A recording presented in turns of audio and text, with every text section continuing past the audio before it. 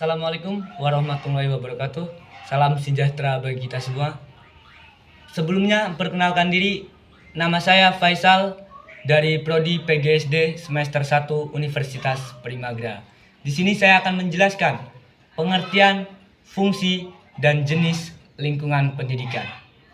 Saya membuat video ini untuk memenuhi nilai mata kuliah pengantar pendidikan. Pengertian dan fungsi lingkungan pendidikan.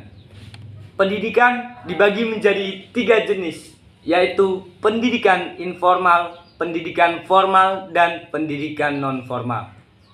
Pendidikan yang terjadi dalam lingkungan keluarga berlangsung alamiah dan wajar serta disebut pendidikan informal.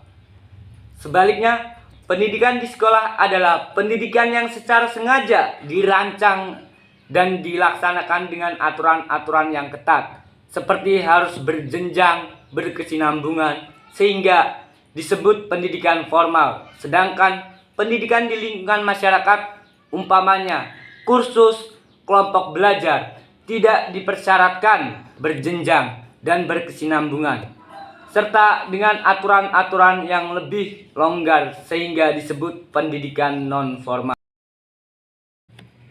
Secara umum, fungsi lingkungan pendidikan adalah membantu peserta didik dalam berinteraksi dengan berbagai lingkungan sekitarnya, seperti fisik, sosial, dan budaya. Utamanya, berbagai sumber daya pendidikan yang tersedia agar dapat dicapai suatu tujuan pendidikan yang optimal.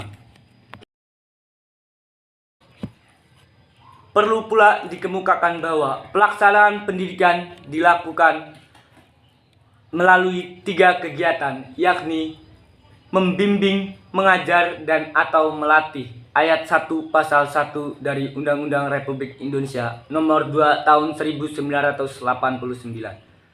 Meskipun ketiga kegiatan itu pada hakikatnya tertinggal, namun dapat dibedakan aspek tujuan pokok dan kegiatan, yakni 1. Membimbing, terutama berkaitan dengan menatap pemantapan jati diri dan pribadi dari segi-segi perilaku umum, aspek pembudayaan. Mengajar, 2. Mengajar, terutama berkaitan dengan penguasaan ilmu pengetahuan. 3. Melatih, terutama berkaitan dengan keterampilan dan kemahiran aspek teknologi. Seperti dalam paparan, terjadi variasi penekanan ketiga kegiatan itu dalam berbagai lingkungan pendidikan dan masa-masa perlu ditegaskan bahwa sekecil apapun, namun ketiga aspek tujuan pokok pendidikan itu tetap akan tergarap dalam suatu lingkungan pendidikan. Sebaiknya adalah tidak mungkin ketiga aspek tersebut dibebankan hanya kepada satu lingkungan pada satu lingkungan tertentu saja, apalagi hanya pada satu jenis, satu pendidikan saja. Tidak jarang terjadi adanya harapan yang berlebih terhadap sekolah, seakan-akan keseluruhan tujuan pendidikan itu hanya menjadi tugas dan tanggung jawab sekolah saja. Kualitas manusia, baik aspek kepribadian maupun penguasaan dasar-dasar ilmu pengetahuan, serta kemahiran dalam spesialis tertentu merupakan hasil kerja ketiga lingkungan pendidikan itu.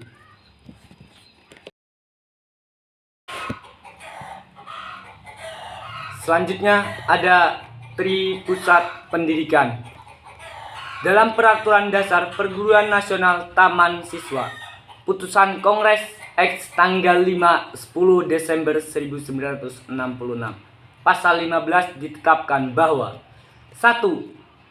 Untuk mencapai tujuan pendidikannya, taman siswa melaksanakan kerjasama harmonis antar ketiga pusat pendidikan, yaitu lingkungan keluarga, lingkungan perguruan, lingkungan masyarakat atau pemuda. 2. Sistem pendidikan tersebut dinamakan Sistem Tripusat, Suparlan 1984 110. Bagi taman siswa, di samping siswa tetap tinggal di lingkungan keluarga, sebagaimana siswa tinggal di asrama, wisma pria, dan wisma rini yang dikelola secara kekeluargaan dengan menerapkan sistem among.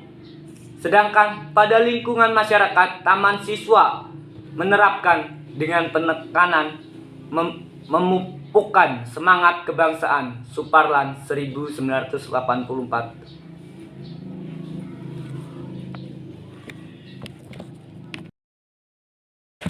Tripusat juga dibagi menjadi 3 golongan, yaitu 1 keluarga, 2 sekolah, dan 3 masyarakat. Keluarga merupakan pengelompokan primer yang terdiri dari sejumlah kecil orang karena hubungan semenda dan sederhana atau sedarah.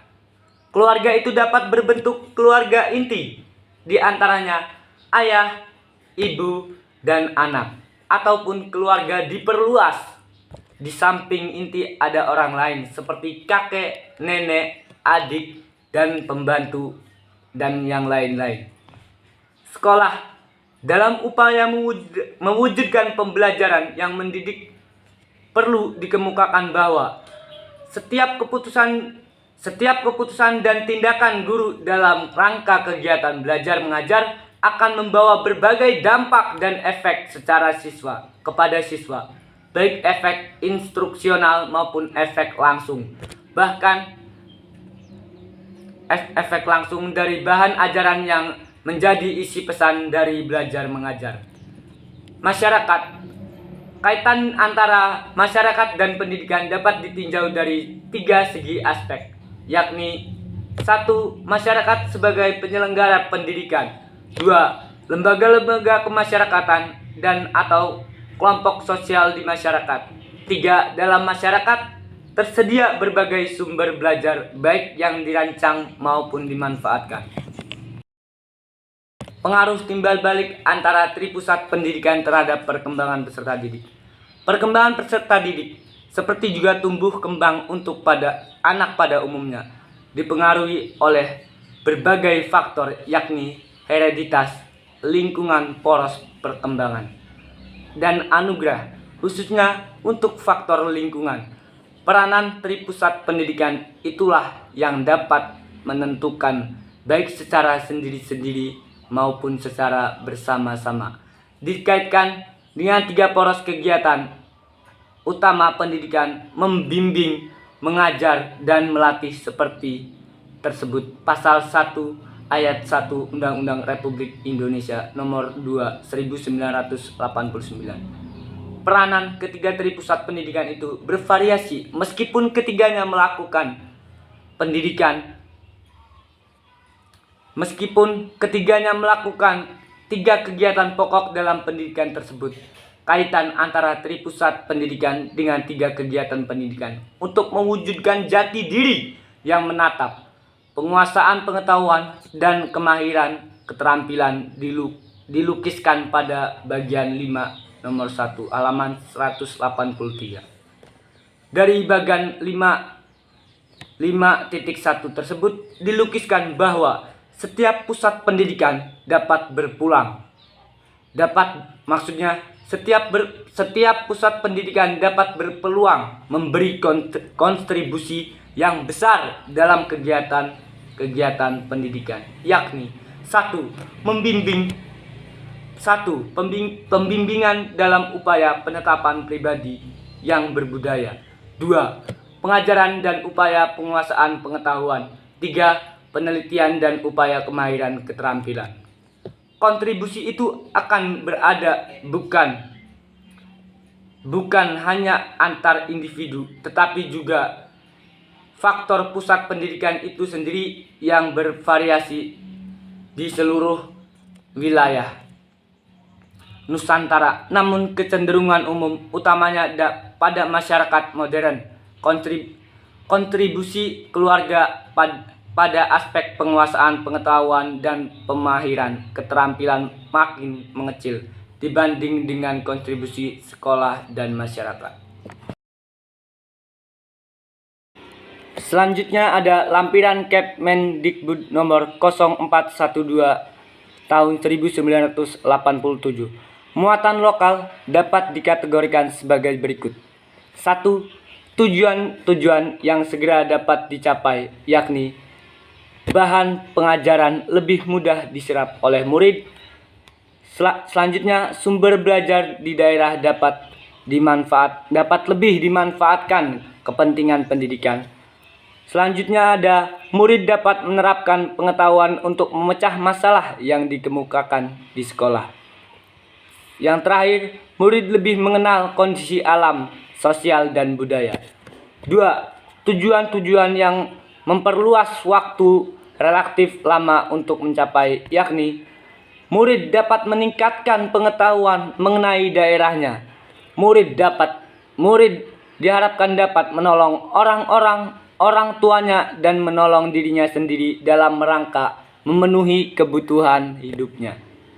Selanjutnya, yang terakhir, murid menjadi akrab dengan lingkungan dan terhindar dari keterangsangan terhadap lingkungan sendiri. Selanjutnya ada perluasan muatan lokal dilakukan dengan memperhatikan 1. GBPP yang berlaku, 2. Sumber daya yang tersedia, 3. Kekhasan lingkungan, 4. Mobilitas murid, dan yang terakhir perkembangan dan kemampuan murid. Baik, itulah tadi pemaparan materi yang telah saya sampaikan. Kurang lebihnya mohon maaf. Apabila ada kata-kata yang kurang berkenan mohon dimaafkan. Wabillahi taufiq wal hidayah. Wassalamualaikum warahmatullahi wabarakatuh.